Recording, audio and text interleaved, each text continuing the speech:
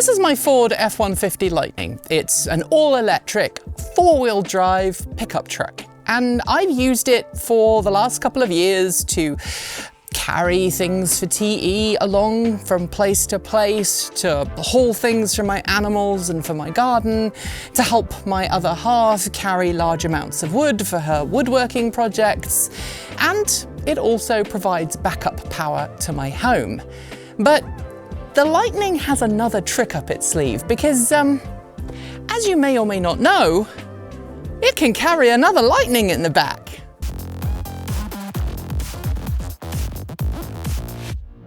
I know, I now have two vehicles in my fleet called Lightnings.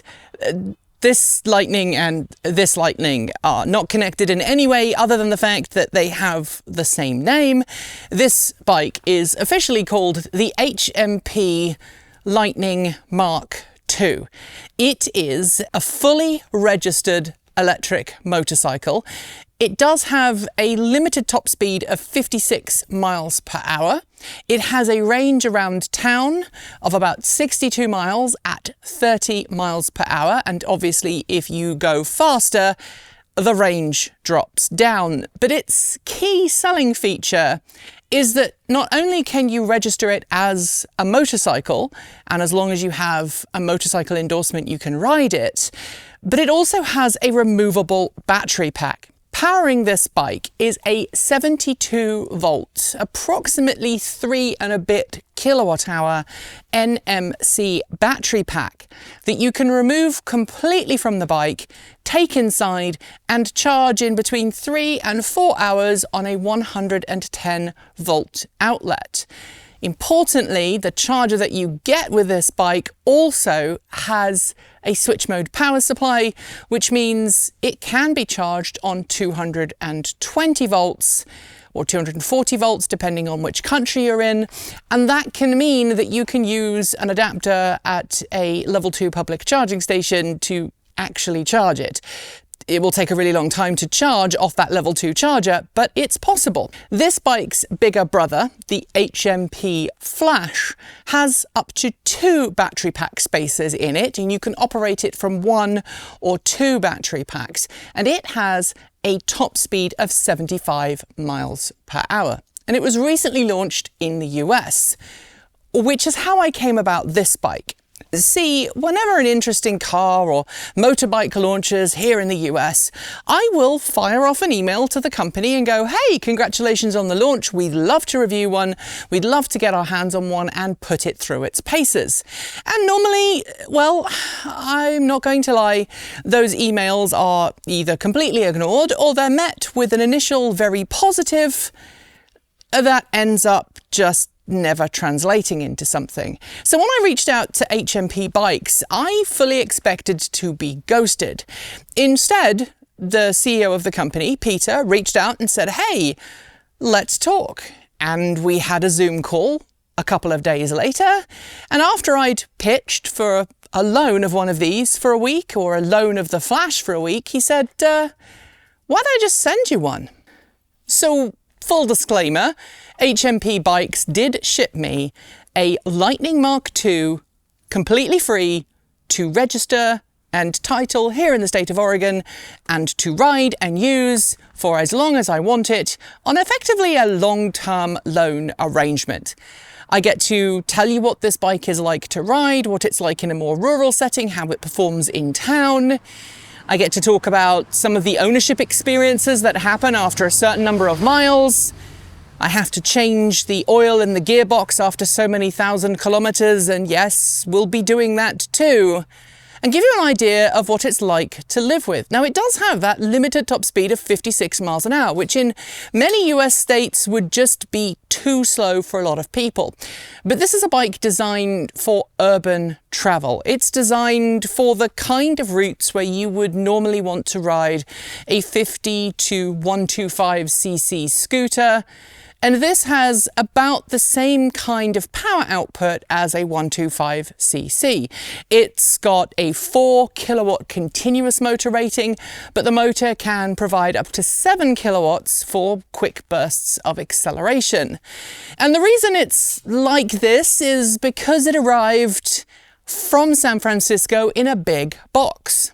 And we knew it was going to take a while to arrive, so we arranged with a courier firm to arrive at their depot and pick it up in its box.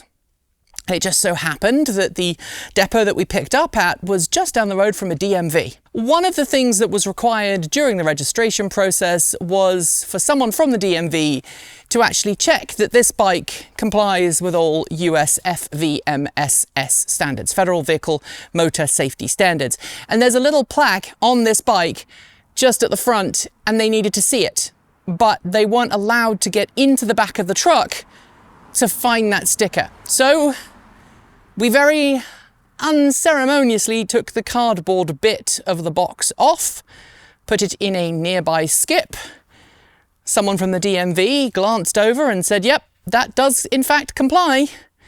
And I now have a shiny new registration certificate and plate. Total cost to me, $327 of your US dollars.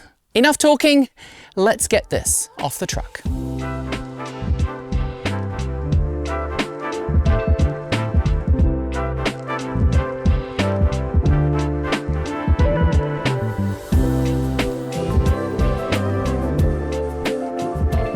Well, good morning. It is now Friday. We picked up the bike on Tuesday, and I've had a couple of days to ride the Lightning Mark II, and I'm really glad that I didn't really rush out and give you much in the way of riding experiences straight away. With the bike on the ground, all we had to do was basically put the windshield on, this bit right here. We had to put that on, and then we had to also fit the license plate. Now the license plate doesn't quite fit. There seems to be a mismatch between the factory license plate and the size of the Oregon motorcycle license plates, and so I've let HMP Bikes know about that, and they're going to look into it. On the subject of batteries, it's worth noting, as I said, that the Flash and the Lightning Mark II share the same battery architecture, the difference being that the Lightning Mark II only has space for one. That battery pack stores about 3.5-ish kilowatt hours of electricity.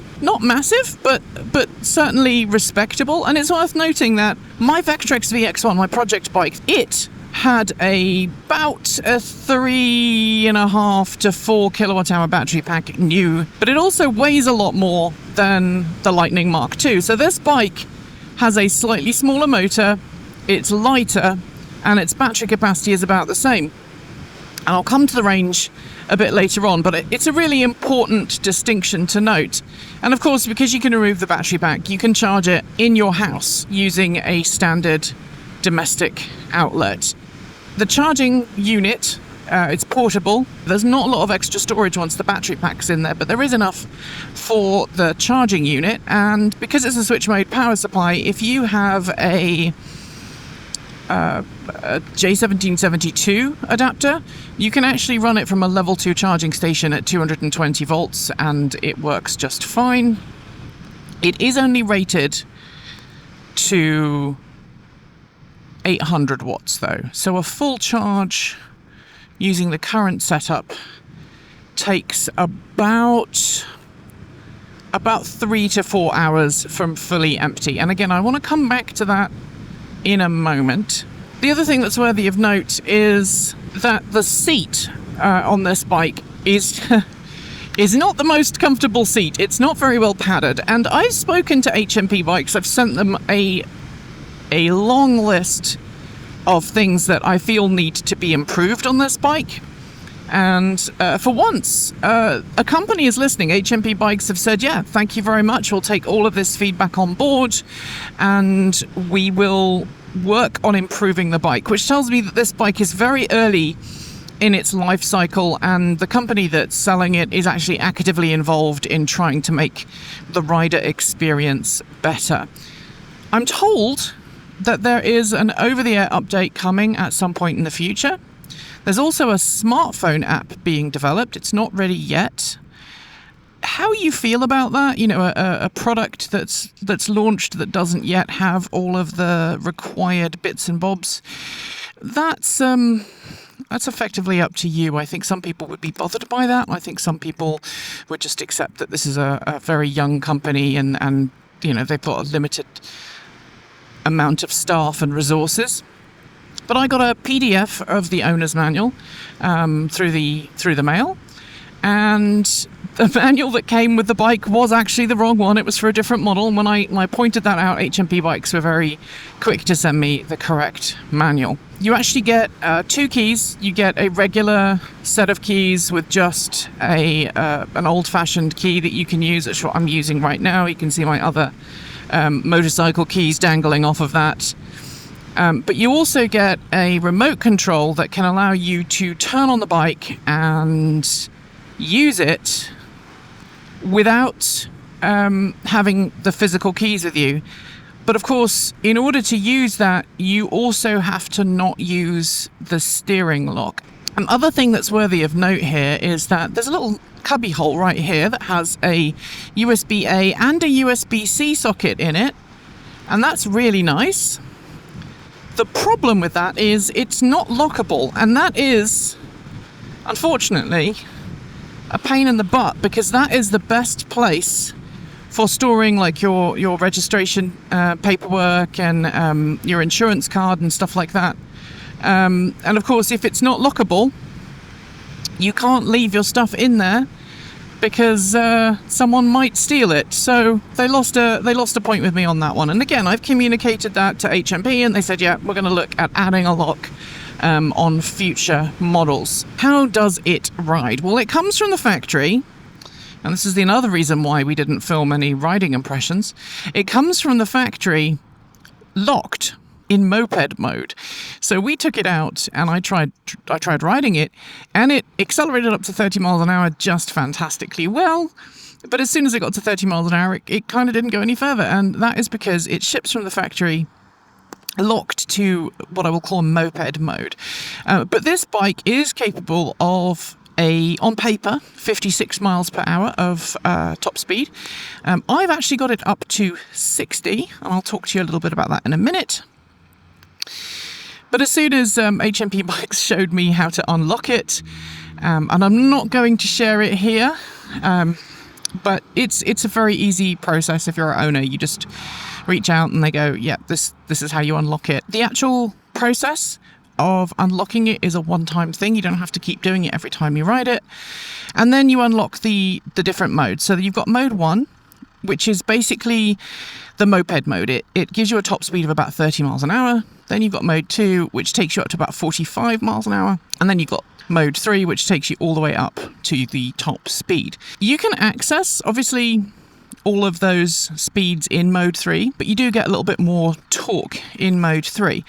Now, I've looked down here, there's a little ammeter on the display, and it tells you how much battery current you're pulling. And if you absolutely whap your right hand all the way around, you'll see it's currently hovering around 95 amps maximum current, and that is in line with the claimed 7 kilowatts of peak power output. In normal operation, the motor operates at around a continuous rating of 4 kilowatts. And that's enough to get you up to freeway speed on the local freeways. It's also enough to get you around town with confidence.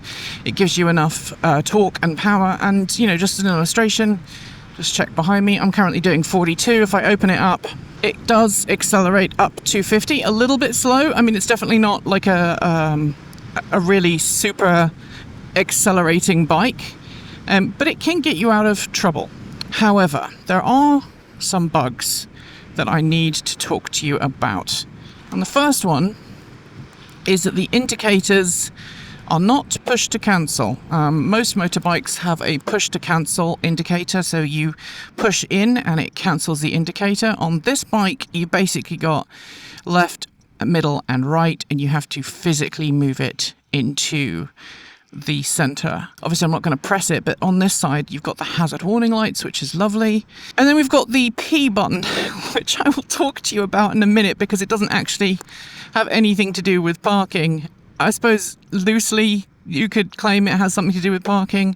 Instead of getting off your bike and moving it manually, what you can do is come up to your parking space, stop, and then you hit this button and it will back you into the space. Now, it doesn't have obviously a reversing light per se, but it makes it a little bit easier to move. The other thing bearing in mind is that while this is much less maintenance required than a gas bike, it does say that you have to change the gearbox oil. I think it's about every 3,000 kilometers. So what's that? Like 1,800 miles, you're going to have to change the gearbox oil. Now there's a dipstick right back here.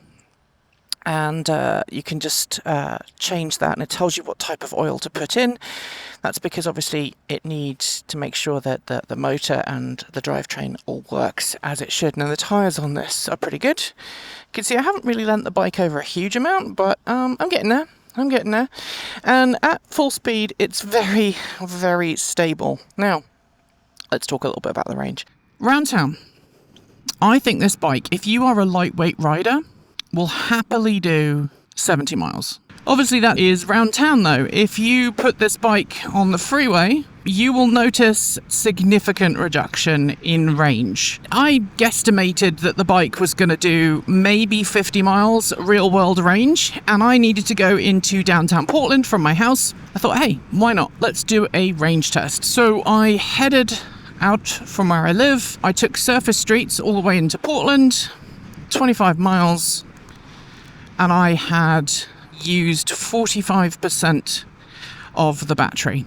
When I came out of my appointment, I tootled around town for a bit, so I didn't immediately come straight back.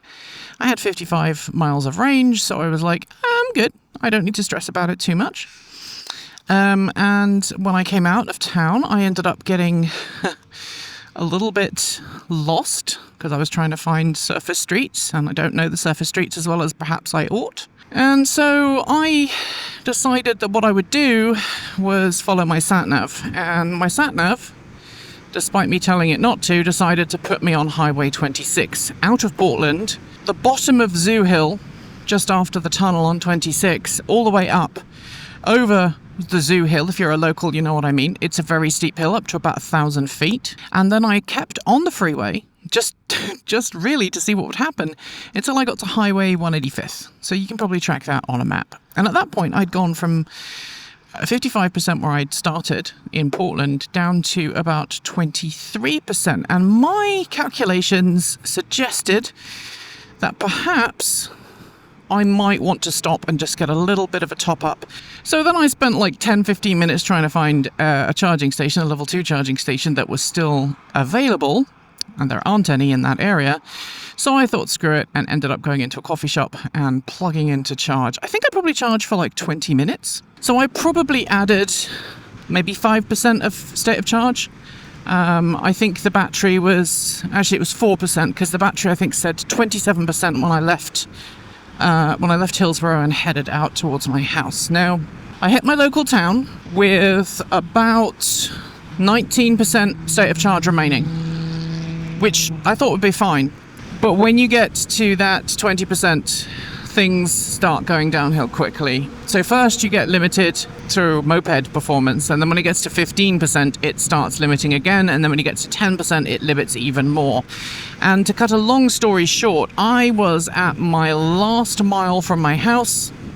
The battery pack was down to 7% state of charge, and I was climbing a hill at 8 miles an hour. Not 56, not 57, 8. And at that point, I viewed this bike as not necessarily safe to be riding, because the state of charge was deceptive. And I reached out to HMP Bikes and I told them I'm going to talk about this in this video, so there's no surprise. I said, hey, I don't agree with your range estimates and I don't agree with your state of charge reporting, and I have requested that HMP Bikes change its reference point for 0. And I've actually said you should change it so that when the bike says 20% now, it's actually 0% in the future. Because people are going to be happier with a bike that performs at this speed, freeway speeds right now, between 100% and empty, and has 5 or 10 miles less range, but is consistent and achievable. I said if people are riding it and they get to 20% and they think that 20% means they've still got a fifth of the battery left, and they don't, bad things will happen. And to HMP Bikes credit, and I'm really blown away by this, they turned around and went, yeah, you're right, we need to change that. And they are promising me an over-the-air update to fix that, and hopefully that will make the bike more marketable for them, but also more predictable for people who ride it at speed, like me. I'm staying on the freeway, and you can see the range is going down pretty quickly right now, but that's because I'm riding it on the freeway flat out, really pushing the bike to show you right now that it's capable of doing this. Now, obviously, this is not designed to be a rural bike, right? This is designed to be a round town bike. And if you live somewhere like in the Bay Area where the company is based, or you happen to live in a city where there are short sections of freeway, but for the most part, you're just going to be riding on surface streets, this is fine. So if you're curious about the range at this kind of speed, I've done 20 miles and I'm just under half full. If we take into consideration that 20% rule that I gave you until they push the software fix, I think that means that you could do 30, maybe 40 miles of motorway driving on a charge and be safe. But that is obviously up to the individual and your riding style and how you ride. You might notice looking at the dash right now that it's got a tire pressure warning symbol and they both say 0 bar. That is for a very good reason. So the flash comes from the factory with a front-facing camera. It comes with like a dash cam.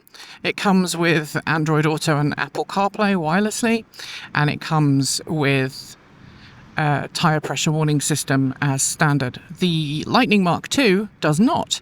You can buy tire pressure warning add-ons and put them on your bike's stems, on the tire stem valve, so that you can then have tire pressure warning. Apparently some are going to be sent to me so we can test that out, but it didn't come from the factory with that. But in terms of price, this is a bike that has an MSRP of about $4,500. If you want it delivered, you're going to be paying a little bit more, but you can always go to the company's depot in San Francisco and pick it up directly, and as I demonstrated, you can fit it in the back of a trailer or a pickup truck quite easily.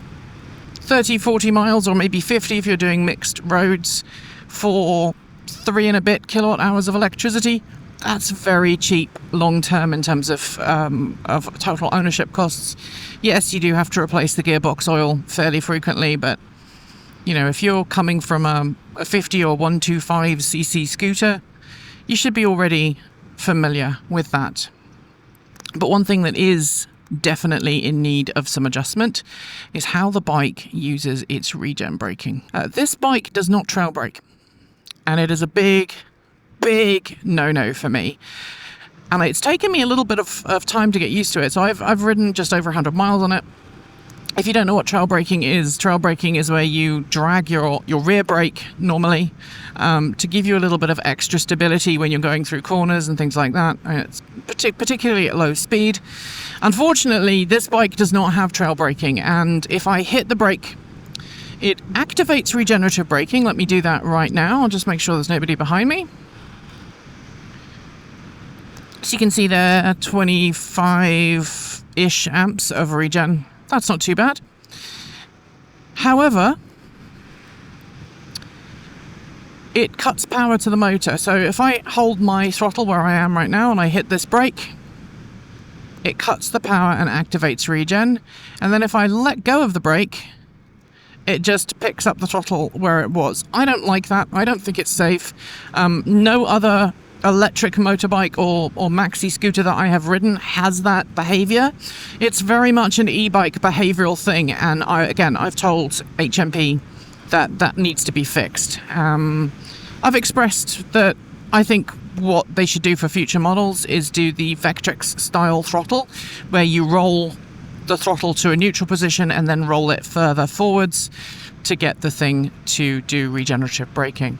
But overall, that's my thought. Let me know in the down below what you think of this bike. Do you think it's a good buy, a good value for money? Obviously, thanks to HMP Bikes for sending us one, and we get to keep it and report on it regularly, which of course I'm going to do. You know I love getting out on a bike, and so I'll give you all of the updates as they happen. I'll give you some improved data as I have it. I'll let you know if all of the niggles that I have get resolved. And HMP Bikes says that they're going to send me the Flash in October. And I'm really looking forward to that because on paper, the Flash is the bike that best matches what the Vectrix VX-1 offers. But I will tell you this. I'm very glad to be back on two wheels, and